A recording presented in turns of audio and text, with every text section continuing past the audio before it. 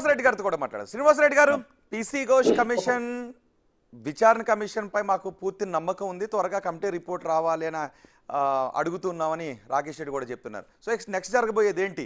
మళ్ళీ మరి కొంతమందిని విచారించే అవకాశం ఉంటుందా, లేదంటే రిపోర్ట్ను తయారు చేసి త్వరగా ప్రభుత్వానికి అందించే అవకాశం ఉంటుందా?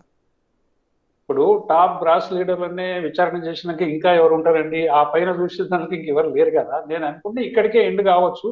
ప్రభుత్వం 2 months టైం ఇచ్చింది కాబట్టి ఇంకా వాళ్ళు ఘోష్ కమిషన్ కూడా ఈ విచారణ అయిపోయిన తర్వాత ప్రభుత్వానికి వెంటనే ఇచ్చేసేయాలి. ఎందుకంటే ఇంకెవరు ఉండి ఉండరు. అధికారులు అయిపోయిండ్రు, ఇంజనీర్లు అయిపోయిండ్రు, ఇప్పుడు రాజకీయ నాయకులు అయిపోయిండ్రు, స్వయాన మాజీ ముఖ్యమంత్రిది కూడా విచారణ అయిపోయింది. అన్ని అయిపోయిన తర్వాత ఇంకేం చేస్తాడండి ఘోష్ గారు? ఏం చేయలేరు కదా. జ్యుడిషియరీ కమిషన్ అనేది వాస్తవంగా రాకేష్ రెడ్డి గారు చెప్పినట్టుగా దాన్ని అందరం యాక్సెప్ట్ చేయాలి. ప్రభుత్వం కూడా అంతే నిజాయితీగా ఆ రిపోర్ట్ ను బయట పెట్టాలి, ఏం జరిగింది లోపల అనేది మనం చూడాలి. అయితే ఓవరాల్ గా ఒకటి మనం గమనించాల్సింది ఏంటంటే, ఈ జ్యుడిషియరీ కమిషన్లతోటి డిపార్ట్లతో వచ్చిన గతంలో ఉన్న అనుభవాలు అవన్నీ చూసినప్పుడు ఏ ఫైల్ మీద ముఖ్యమంత్రితో మంత్రితో సంతకాలు ఉండేవి. అధికారులు అప్రూవల్ చేసి పనులు జరిపిస్తారు. అధికారులకు రాజకీయ నాయకులు, ముఖ్యమంత్రి కావచ్చు, మంత్రి కావచ్చు, అదిరిచో బెదిరిచో లాలుచి చూపు అటువంటి పనులకు కూడా సంతకాలు పెట్టించుకునే పరిస్థితులు మనం చూస్తున్నాం. ఎందుకంటే ఇప్పుడు అధికారుల దగ్గర వేల కోట్ల ఆస్తులు దొరుకుతున్నాయి. రాకేష్ రెడ్డి గారు చెప్తున్నారు. ఇంకా చాలా మంది బయటకు వచ్చేది ఉంది. అయితే అధికారుల దగ్గరనే ఇంత సొత్తు ఉన్నప్పుడు అసలు రాజకీయ నాయకుల దగ్గర ఎంత ఉందనేది దానికి అంత ఉండదు. కాబట్టి డెఫినెట్లీ రేవంత్ ఇప్పుడు విచారణ కమిషన్ నివేదికతో ఏం బయటకు వచ్చే అవకాశం ఉంటుంది? ఏ ఇర్రెగ్యులారిటీస్ బయటకు వచ్చే అవకాశం ఉంటుంది? ఎందుకు మార్చారు? నీటి లభ్యత లేని కారణంగా మార్చారని చెప్తున్నారు. సో ఎందుకు రీడిజైన్ చేశారు? ఖర్చును ఎందుకు పెంచారు అంటే ఇంకా ఎక్కువ ఎకరాలకు నీళ్లు ఇవ్వడానికి పెట్టాము, అలాగే ఇంకొక బ్యారేజ్ కూడా అదనంగా నిర్మించాల్సి వచ్చింది, రిజర్వాయర్ నిర్మించాల్సి వచ్చింది, కాబట్టి కాస్ట్ పెరిగిందని చెప్తున్నారు.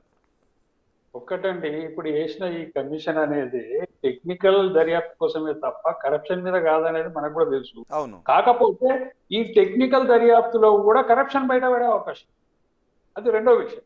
ఎందుకంటే అధికారుల దగ్గర దొరుకుతున్నాయి కదా డబ్బులు విజిలెన్స్ రిపోర్ట్ తోటి.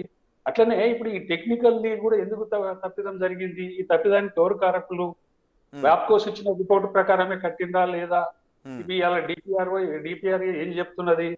ఆ రోజు మరి నిజంగానే ముఖ్యమంత్రి తన మౌఖిక ఆదేశాలతోటి అధికారులతోటి అప్రూవల్ చేయించా, పనులు చేయించాడా? అదే ఒకవేళ మౌఖిక ఆదేశాలతో టెక్నికల్ కమిటీ ముఖ్యమంత్రి చెప్పిన చోటే ముఖ్యమంత్రి చెప్పినట్టుగానే అదే డిజైన్ లో కట్టింది అంటే అది చెల్లుతుందా న్యాయస్థానాల ముందు? రేపు కమిషన్ రిపోర్ట్ ఇచ్చిన తర్వాత మళ్ళీ దాన్ని ఇంకొక విచారణ సంస్థకో లేదంటే తదనపు చర్యలకు ఆదేశించాల్సిన అవసరం ఉంటుంది. ఎందుకంటే విచారణ సంస్థకు అగ్రెసివ్ స్టెప్స్ తీసుకునే అవకాశాలు ఉండవు కాబట్టి. సో అక్కడ అది జరిగే అవకాశం ఉంటుందా?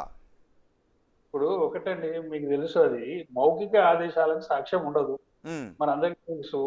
ఈ రకంగా మాజీ ముఖ్యమంత్రి, మాజీ మంత్రులు ఏదైంది వాళ్ళ మీద ఎటువంటి సాక్ష్యాలు దొరికే పరిస్థితి ఉండదు. ఏమున్నా అధికారుల మీదనో, ఇంజనీర్ల మీదనో, మిగతా అధికారుల మీదనో వస్తాయి. డెఫినెట్లీ వాళ్ళ మీద కేసులు బుక్ చేస్తుందా ప్రభుత్వం, ఏం చేస్తుంది అనేది వెయిట్ అండ్ సీ. కాకపోతే ఇక్కడ ఈ విజిలెన్స్ కమిషన్ రిపోర్ట్ రేవంత్ ప్రభుత్వానికి వచ్చినాక అసెంబ్లీలో టేబుల్ చేయాలండి. చేస్తేనే ప్రజలకు తెలుస్తుంది.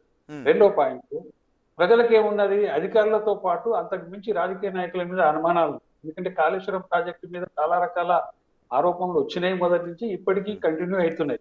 ఇప్పుడు దర్యాప్తు చేసింది కూడా ఎల్ఎన్టీ కట్టినటువంటి బ్యారేజీల మీదనే తప్ప మెగా కృష్ణారెడ్డి కట్టిన పంప్ హౌస్ల మీదనో, కాలువల మీదనో, మల్లన్న సాగర్ మీదనో, ఇంకోటి కొండపోచమ్మ మీదనో, లేకపోతే కేసీఆర్ ఫామ్ హౌస్ పోయిన కాలువ మీదనో జరుగుతలేదు.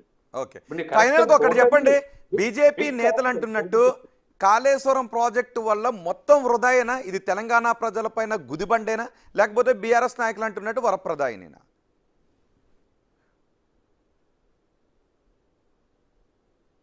హలో శ్రీనివాసరెడ్డి గారు, ఫైనల్ గా కన్క్లూడ్ చేసి ఒక మాట చెప్పండి. ఇది తెలంగాణ ప్రజలకు వరప్రదాయిని, ఏదో చిన్న చిన్న లోపాల కారణంగా 2 పిల్లర్లు కుంగాయని చూడాలా, లేకపోతే ఇది తెలంగాణ ప్రజలపై పూర్తి గుదిబండ? ఆల్మోస్ట్ గుదిబండ అనేది గతంలో కాగ్ రిపోర్ట్లు కూడా ఇచ్చినాయండి. ఎందుకంటే ఓవరాల్ గా కాగ్ రిపోర్ట్ చెప్తూ వస్తున్న విషయం ఏంటంటే, మాక్సిమం మినిమం బెనిఫిట్ ఎంత అవుతుంది ఆ ప్రాజెక్ట్ తోటి కంపేర్ చేసినప్పుడు, రేషియోలో చూసినప్పుడు 55% మనం ఖర్చు పెడితే 45% మాత్రమే ప్రయోజనం అవుతుంది. గుదిబండనే అవుతుంది కదండి. ఇప్పుడు ఏంటంటే గంగల డబ్బులు పోసినాం కాబట్టి దాన్ని ఏదో రకంగా వినియోగించుకోవాలి, అది వేరు. దానికోసం చేయాల్సిందే ఇది, ఎందుకంటే 1,00,000 కోట్లు పోసిన తర్వాత గంగకు వదిలేయం కదా, దాన్ని ఏదో ఒక రిపేర్ చేసుకోవాలి. రెండోది, కాంగ్రెస్ ప్రభుత్వం కూడా ఒక కొత్త ప్రభుత్వం చెప్తుంది, అది మంచిదే అని నేను అనుకుంటున్నాను. ఎందుకంటే తమ్మిడిహట్టి దగ్గరనే మొదలు రాజశేఖర రెడ్డి ప్రభుత్వ కాలంలో జరిగినటువంటి ప్రాణహిత చేవెళ్ళ డిజైన్ ఏదైతే ఉందో దాన్ని రిపీట్లీ ఈ ఇక్కడ తమ్మిడిహట్టి దగ్గర బ్యారేజ్ కట్టి ఆ గ్రావిటీ తోటి ఎల్లంపల్లి దాకా తీసుకొచ్చి వాడుకోవాలనేది దానికి మహారాష్ట్ర అనుమతించలేదు, జలసంఘం అనుమతించలేదు, అక్కడ నీటి లభ్యత లేదు అని అంటున్నారు. No no no no no no no KCR చెప్పింది తమ్మిడిహట్టి దగ్గర భారీ ప్రాజెక్ట్, దానికి ఎక్కువ ముందు మహారాష్ట్ర జరుగుతుంది కాబట్టి వాళ్ళు అంగీకరించారు. కానీ రాజశేఖర రెడ్డి పెట్టిన ప్రపోజల్ ఇప్పుడు కేసీఆర్ కోరినంత ప్రపోజల్ కాదు, చిన్న కట్టుకోవచ్చు అండి. గ్రావిటీ తోటి తక్కువ నీళ్ళని తీసుకుపోతుంటే, రెగ్యులర్ గా పోతుంటే వాటర్ ఎల్లంపల్లి ద్వారా దాన్ని మనం వాడుకునే పరిస్థితి ఉంటుంది. మిగతా కాళేశ్వరం మీద కాలువలు ఏవైతే మల్లన్న సాగర్ కావచ్చు, మిగతా రిజర్వాయర్లు కావచ్చు, వాడికి వాడుకోవచ్చు. ఇప్పుడు ఈ 3 బ్యారేజీలు అనేది ఒకటండి, ఇక్కడ 3 బ్యారేజీలు అనేది పెద్ద గుదిబండ. అది కాళేశ్వరంగా ఈ బ్యారేజీల వల్ల జరిగే లాభం ఏం లేదు అనేది మనకున్న అభిప్రాయం. ఇదే పంప్ హౌజులు సంప్ హౌజులు కూలిపోయింది కదండి గతంలో, 2-3 పంప్ హౌజులు భారీ మన బాహుబలి మోటార్లు మునిగిపోయినాయి కదా. దాని మీద రేవంత్ ప్రభుత్వం ఎందుకు విచారణ చేయలేదో నాకు అర్థం కాలేదు. ఓన్లీ ఇప్పుడు మేడిగడ్డ పిల్లర్ల మీదనే చేశారు తప్ప మునిగిపోయిన సంపౌజుల మీద కూడా చేయాలి కదా, దాని మీద ఎక్కడ చేయలేదు. అంటే ఓన్లీ ఎల్ఎన్టీ కట్టిన బ్యారేజ్ల మీద తప్ప మిగతా విషయాలను ఎందుకు పట్టించుకుంటలేదు ఈ ప్రభుత్వం కూడా. అన్నిట్లో కరప్షన్ జరిగిందనే అనుమానం ప్రజలకు ఉంది, రాజకీయ ప్రతిపక్షాలకు ఉంది, అందరికి ఉంది. రైట్, అవినీతి ఎక్కడ జరిగినా కూడా ఇప్పుడు ప్రక్షాళన జరుగుతోంది అని ప్రభుత్వం అంటూ ఉంది. అది కాళేశ్వరంతో ఆల్రెడీ మొదలైందని కూడా అంటుంది. చూద్దాం. Thank you very much Srinivas Reddy గారు, thank you very much Rakesh Reddy గారు. ఈరోజు కాళేశ్వరం కమిషన్ ముందు కేసీఆర్ హాజరైన విషయం గురించి మీ అభిప్రాయాలు తెలియ